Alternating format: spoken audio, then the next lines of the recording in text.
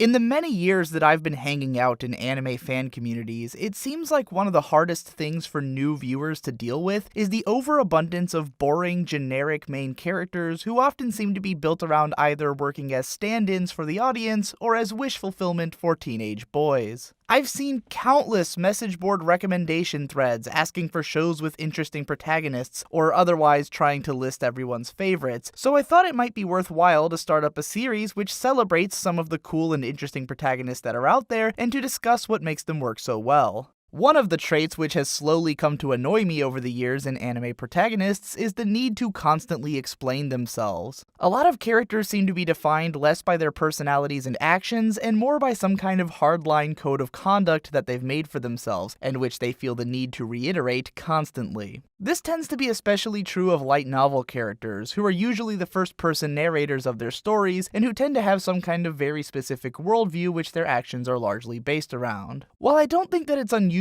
for real people to have a personal set of ethical guidelines or to make decisions based on their beliefs, I think that it can be boring to present a character whose actions always seem to follow a specifically defined pattern, as real people tend to be a lot more flexible and undefinable. It is possible to make these kinds of characters interesting by showing them to be hypocritical in their actions and then criticizing them for it, but that can also be pretty boring when it's done by having a character constantly do heroic things in spite of having a cynical attitude, because it tends to run into that Chunibyo effect of just being a normal person who thinks they're different from everyone else when they really aren't. But while I could spend an entire video talking about characters who are interesting because of their hypocrisy, and I probably will at some point, today I want to talk about characters who I like because they don't really have any personal guiding ethos, or if they do, then they aren't capable of putting it clearly into words. My favorite running joke in One Punch Man is how Saitama is constantly cutting people off when they start talking too much about their backstories, ideals, and personal codes. He doesn't care about why the bad guys are doing the stuff they're doing, he just sees someone he has to punch and he punches them. Likewise, he also doesn't care about the personal pathos of his fellow heroes, or about their highly systematized hierarchy which they've organized themselves into. He is a hero because it's something that he enjoys doing, and because it's something that has to be done. Cutting through all of the bullshit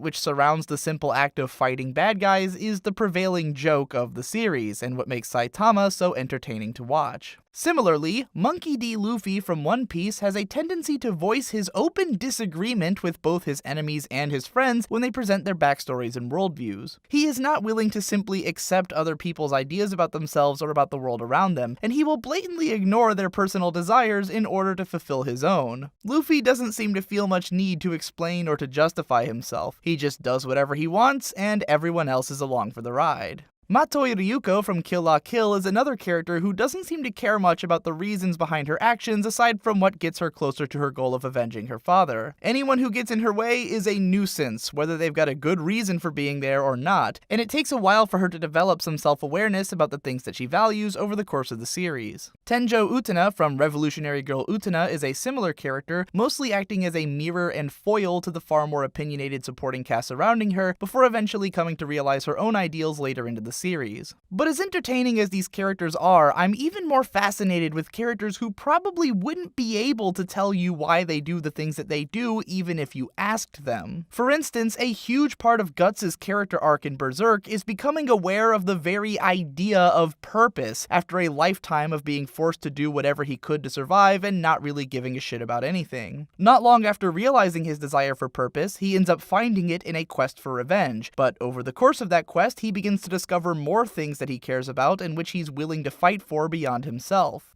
A character with a similar personality but a lot less luck in coming to understand himself is Ichise from Technolize. Ichise is presented almost as a symbol for the raw animalistic nature at the core of humanity, and he doesn't seem to have any real ambitions or self-awareness beyond doing what he has to do to make it through life, and acting on his momentary basic desires. Many of the other characters in the series, who all do have their own goals and ideas about the world, tend to be fascinated with Ichise, and to end up using him and tying him up in their own personal schemes. I don't want to spoil how the series ends, but the way that things end up for each of the main characters sends a pretty strong message about human nature, and what all of those desires and instincts ultimately amount to. As an aside, if you want to know what the main character from The Stranger would be like as an anime character, I think Ichise would make for a pretty decent comparison. Another character who doesn't really know how to explain herself but for totally different reasons is Shina Tsubasa from Figure 17. Tsubasa is a shy, awkward little girl who finds herself unable to deal with trying to communicate with others, and the series does an impressive job of conveying all of the things that she's feeling without having her explain herself, because she simply wouldn't have the words to do so. Instead of monologuing about how she doesn't know how to talk to people, the series just presents long, awkward scenes of her failing to talk to people, and allows the audience to understand it on their own. This aspect of the series is mostly prevalent in the early episodes before Tsubasa basically gets cloned and the super outgoing version of herself begins guiding her through life and giving her a chance to open up and start expressing herself, but the way that the series leads into her character growth is kind of genius, and is a way that I'd like to see child characters being presented a lot more often.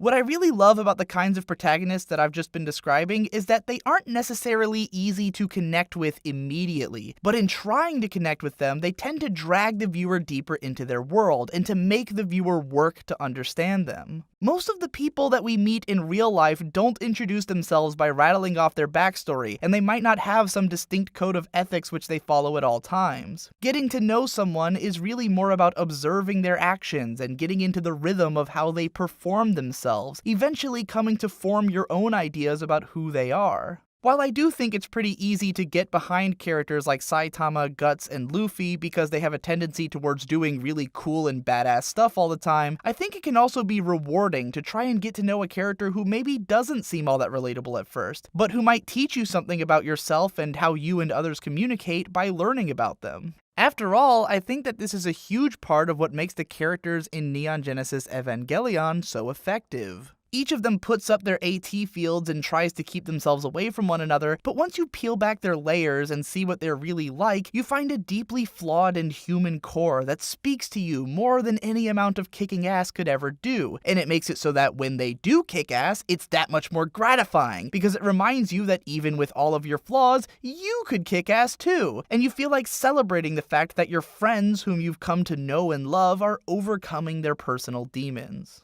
Have you ever found yourself gradually connecting with a character whom you might not have fully understood at first, or simply loved watching a character precisely because they weren't always acting on the basis of a specific self-image? Tell me about it in the comments, and be sure to share this video to anyone whom you think would appreciate it. If you want to help me to make the next video, then consider supporting my channel via Patreon as well. Thanks again for watching, and I'll see you in the next one.